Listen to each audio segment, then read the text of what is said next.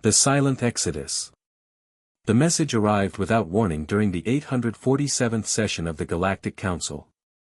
Supreme Chancellor Vexthor of the Krillian Empire was in the middle of a heated debate about mining rights when every holographic display in the Grand Chamber flickered and went dark. A moment of confused silence filled the room before the screens blazed back to life, all showing the same simple text. To the Galactic Council and all member civilizations, humanity has chosen to depart. We leave peacefully and wish you well. Do not search for us. This decision is final. May you find the strength we could not give you. Farewell. The message remained on screen for exactly 10 seconds before vanishing. The communication systems returned to normal as if nothing had happened. Chancellor Vexthor stared at the spot where the words had been, his 4 eyes blinking in sequence. Then he laughed. It was a deep, rumbling sound that echoed through the chamber. Dramatic as always, he said, waving a clawed hand dismissively. The humans and their flair for theater. Let them go. The galaxy will hardly notice their absence. Around the circular council table, representatives from 47 different species murmured in agreement. The Zereth delegate nodded her crystalline head. The Morphean ambassador fluttered his wings in amusement. Even the normally cautious Tuluvian observer seemed unconcerned. Humans had only been part of the Galactic Council for 230 years. In cosmic terms, they were newcomers. Small in number, controlling no major resources, commanding no great fleets. What difference could their departure make? Only one voice spoke against the tide of indifference. Ambassador Krell of the ancient Osiri people rose slowly from his seat. He was old, even by Osiri standards. His skin had faded to the pale blue of deep ice, and his movements carried the weight of someone who had seen empires rise and fall. You are all fools, he said quietly. But you will learn. Before anyone could respond, he gathered his robes and left the chamber. No one called him back. No one thought his warning worth considering. The session continued. The debate about mining rights resumed. The galaxy turned as it always had. 48 hours later, the first reports began arriving. Human colonies across the eastern spiral had gone silent. Not destroyed, not under attack, simply empty. Investigation teams found settlements intact. Homes still furnished, meals half-eaten on tables, vehicles parked in neat rows. But not a single human remained. It was as if 8 billion people had simply vanished into the void. Commander Thrace of the Krillian Defense Fleet stood in the central square of New Terra, humanity's largest colony world. His security team had swept every building, every street, every underground tunnel. Nothing. He activated his communicator and reported back to the council. The city is completely abandoned, Chancellor. Population records show 4 million residents. We have found 0. No bodies, no signs of struggle, no indication of where they went. It is as if they were never here. What about their ships? Vexthor demanded. Their transport vessels? Gone as well, sir. Every human spacecraft, from personal shuttles to cargo haulers, has disappeared. Our orbital sensors detected nothing. No mass exodus, no fleet movements. They simply vanished. The Chancellor's confidence wavered for the first time. Expand the search. Check every human settlement in Council space. I want answers within the day. The answers came, but they brought no comfort. Across 500 star systems, the pattern repeated. Empty human worlds, empty human stations, empty human outposts. Places that most council members had not even known existed. Humans had spread far and wide across the galaxy, settling in locations that other species had deemed worthless or too remote to bother with. Now those settlements stood as monuments to absence. The first crisis struck on the 3rd day. The Frontier Alert Network went offline. This massive sensor array monitored the outer edges of Council space for threats from unknown regions. For decades, it had provided early warning of pirate raids, spatial anomalies, and hostile incursions. Now, without explanation, it went dark. "Get it back online immediately," Vexthor ordered the Council's technology division. The response came 6 hours later. "Sir, we cannot. The network was entirely maintained by human technicians. We lack the access codes, the technical specifications, and the training to operate it. We did not even know humans were running it. There are no records of their involvement in our databases. That is impossible. Council security requires documentation of all critical infrastructure personnel. The documentation exists, Chancellor. But it lists the network as automated and self-maintaining. According to official records, no species was responsible for its operation." Vexthor felt a cold sensation spreading through his thorax. "Find someone who knows how to fix it. Hire outside contractors if necessary." They tried. But as technicians from various species attempted to access the network's control systems, they discovered something troubling. The network was not just maintained by humans. It had been designed by humans, built by humans, and operated by humans for the past 90 years. The technology was human. And without them, it was incomprehensible. The second crisis followed within hours.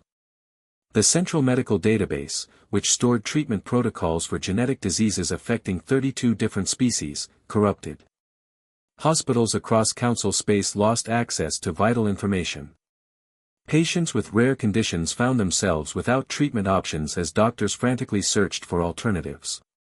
Dr. Valana, Chief Medical Officer for the Zereth homeworld, stood before the Council 3 days later, her crystalline form dimming with stress. "We have lost 17 patients already. These were individuals with conditions that human researchers had solved. The cures existed in the database. Now that information is gone, and we cannot recreate it. Human medical science was decades ahead of our own in certain fields. We never questioned it. We simply used their discoveries. Why was this information not backed up?" a council member demanded. "It was backed up, sir. On human servers. Which are now gone." The crisis multiplied.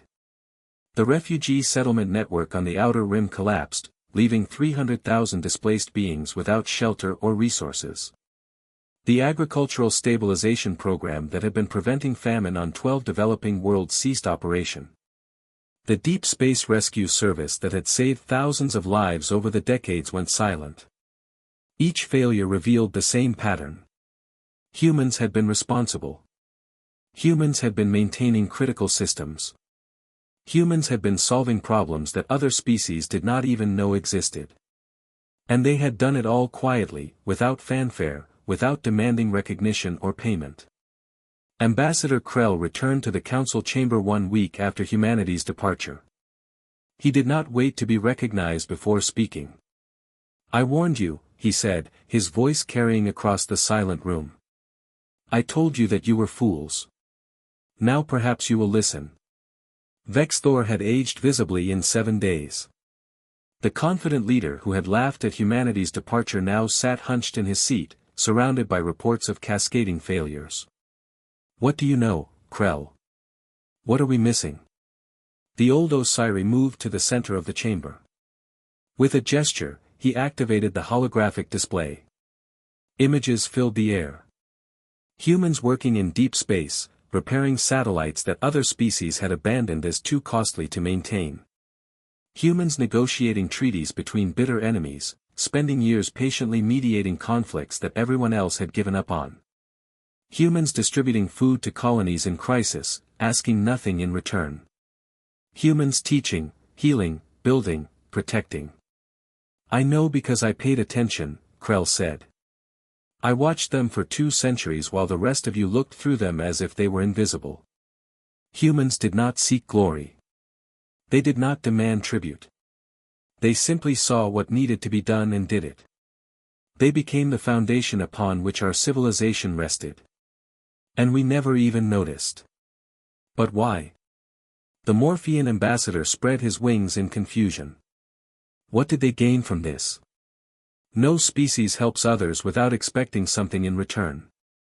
That is precisely why you do not understand them. Humans helped because not helping caused them pain. They could not watch others suffer when they had the ability to prevent it. This is not weakness. This is strength beyond your comprehension. The Zereth delegate spoke up, her voice sharp with anger. If they were so noble, why abandon us now? Why leave us to face these crises alone?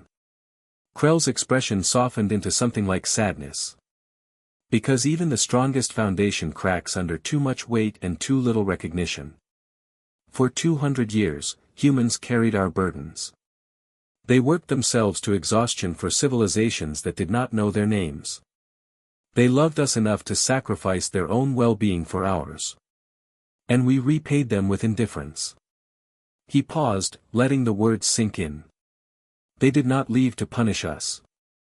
They left to save themselves. And now we must face the truth of what we have lost. The chamber fell silent.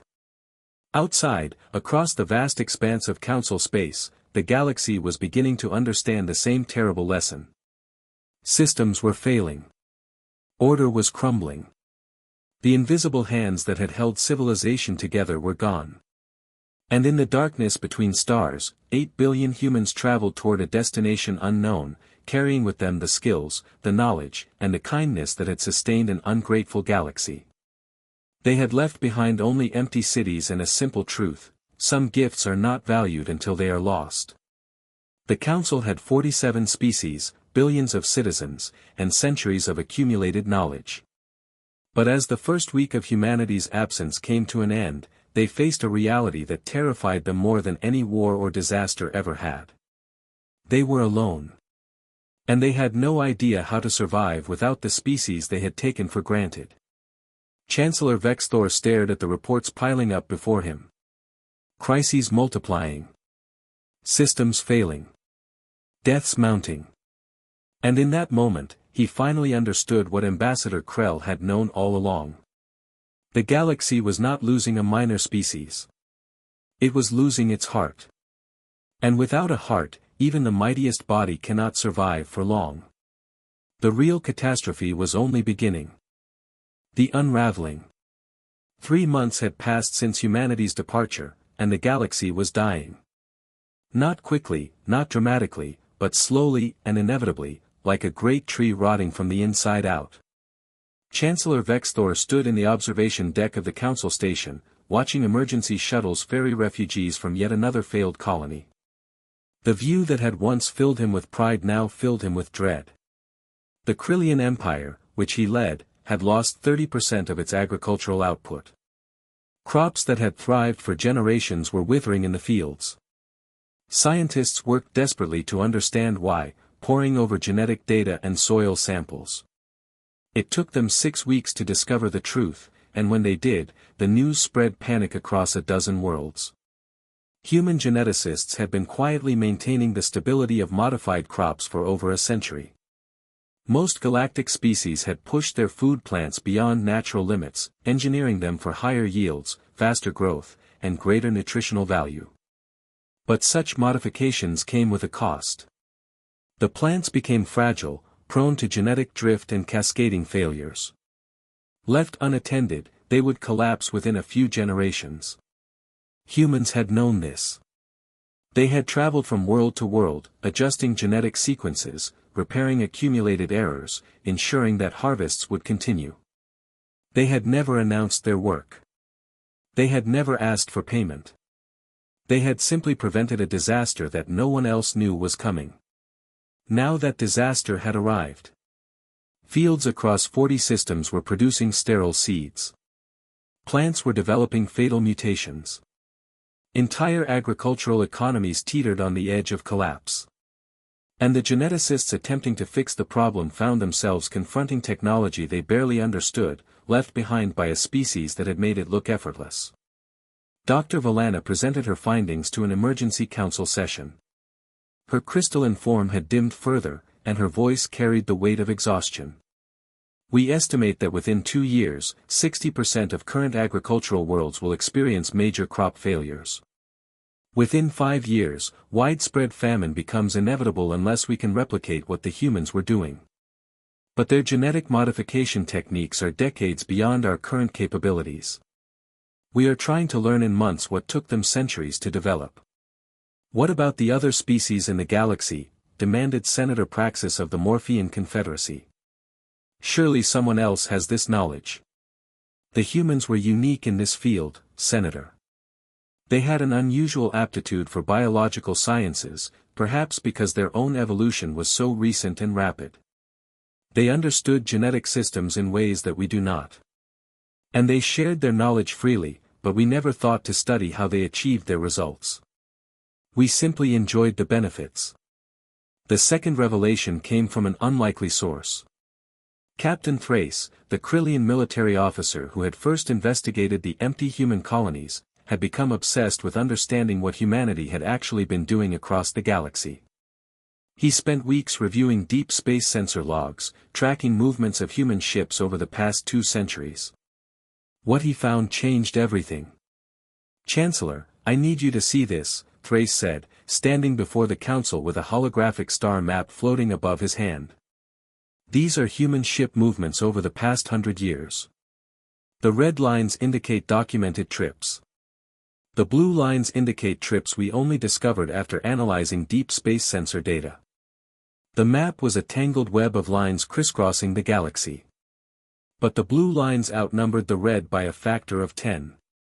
Most of humanity's activities were never recorded in official channels, Thrace continued.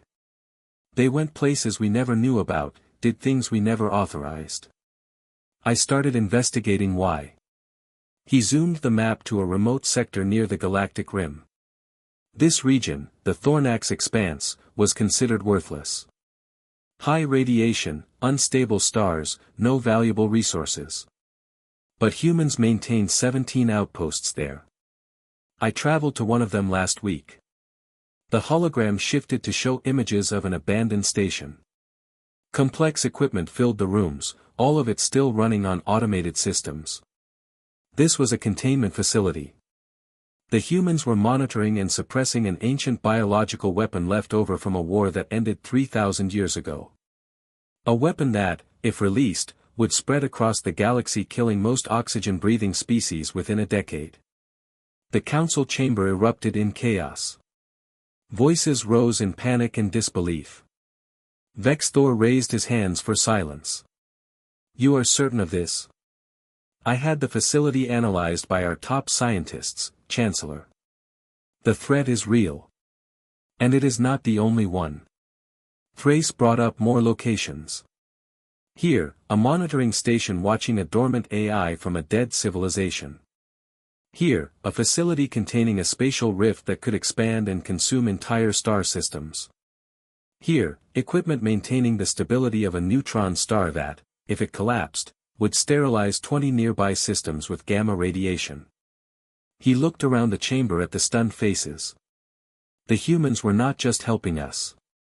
They were protecting us from threats we did not even know existed. They found these dangers, contained them, and never told anyone because they did not want to cause panic. They simply accepted the burden and carried it alone. Ambassador Krell spoke into the heavy silence. "How many of these facilities have you found?" "So far. 43. But I have identified over 200 locations where human activity suggests similar operations. It will take years to investigate them all and determine what they were protecting us from. And without humans maintaining them?" Thrace's expression was grim. "The containment systems are failing. Some have automated protocols that will last years. Others are already breaking down. We are attempting to understand and repair them, but we are racing against time we do not have." The third crisis emerged from the shadows of galactic politics. For decades, the Council had congratulated itself on maintaining peace between member species.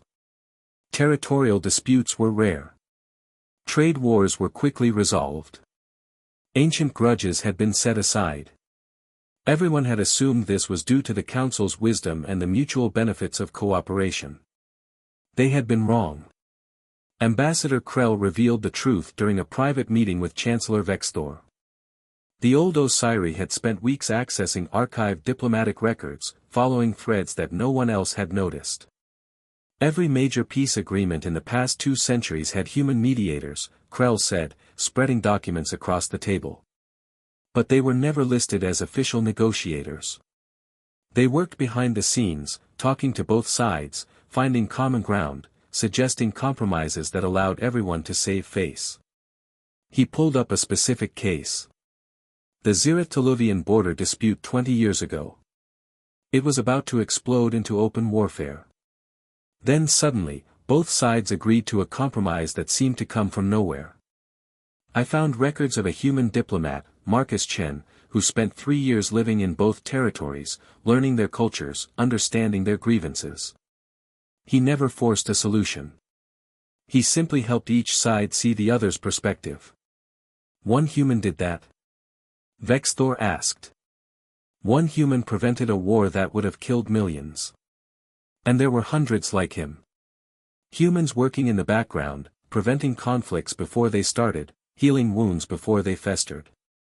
They were the immune system of galactic society, fighting off diseases before we even noticed the infection. Vexthor felt the weight of those words. And now that immune system is gone. Now we are seeing what a galaxy looks like without it. The proof came swiftly.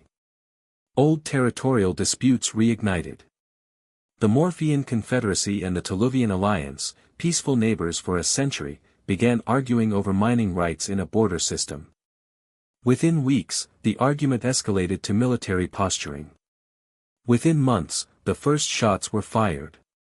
Similar conflicts erupted across Council space. Ancient grudges, temporarily suppressed, roared back to life. Species that had cooperated for decades suddenly remembered old insults and broken promises. The careful balance that had maintained peace began to collapse. And there were no humans to mediate. No patient voices suggesting compromise. No neutral parties willing to spend years building understanding. The Council tried to fill the role, but their mediators lacked humanity's particular gift for empathy. They could broker deals, but they could not heal hearts. By the 6th month, 3 separate wars were raging across Council space. Billions of credits were being spent on weapons instead of development. Thousands were dying in conflicts that should never have started. And everyone knew that this was only the beginning. The economic collapse came next, sudden and devastating. The intricate network of trade routes that connected the galaxy had seemed stable, managed by market forces and mutual benefit. But as economists began analyzing the breakdown, they discovered an uncomfortable truth. Human merchants had been the glue holding the system together. They operated at thin profit margins, sometimes at losses, to ensure that vital goods reached isolated colonies. They maintained trade relationships with species that others considered too difficult or unprofitable. They served as intermediaries between civilizations that refused to deal with each other directly. Without them, the system fragmented. Isolated colonies found themselves cut off from essential supplies. Species that depended on trade with mutual enemies had no one to broker the transactions. Shipping costs skyrocketed as the efficient human logistics networks dissolved. The Morphean Confederacy lost access to medical supplies when their human intermediaries vanished. Pride prevented them from negotiating directly with the species that produced those supplies. Within 3 months, a treatable plague killed 40,000 Morpheans. The tragedy could have been prevented with a simple trade agreement, but no one could bridge the gap that humans had been quietly maintaining. Dr. Valana stood before the Council once more, but this time she was not alone. Beside her stood representatives from 15 different species, each bearing similar reports of crisis and collapse. "We have been taking inventory of what we have lost," she said. "The full scope is beyond anything we imagined. Humans were involved in thousands of critical operations across the galaxy. They maintained infrastructure, conducted research, provided humanitarian aid, prevented disasters, mediated conflicts, and facilitated cooperation between species that would otherwise never work together." She paused, her voice growing heavy. But more than that, they taught us. Human universities trained doctors from 100 different species. Human engineers shared their knowledge freely. Human artists and philosophers enriched our cultures. Human explorers mapped dangerous regions so others could travel safely. They gave and gave and gave. And we took and took and took, never once asking what it cost them. Senator Praxis, who had grown quieter over the months, finally spoke. Can we bring them back? Can we send an expedition, apologize, ask them to return? We do not know where they went, Krell replied. They covered their tracks perfectly. And even if we found them, what would we say? We are sorry we used you. We are sorry we never noticed your sacrifice. We are sorry we treated you as invisible servants rather than valued partners. We could offer them anything they want.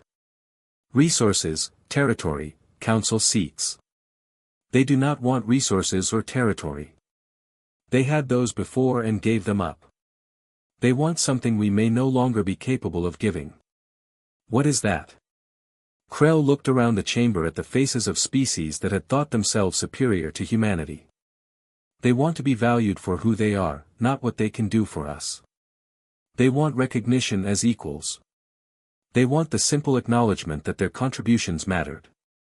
And we could not give them that in 200 years. Why would they believe we could give it to them now? The silence that followed was absolute. Outside the council station, the galaxy continued its slow collapse. Wars spread. Famine loomed.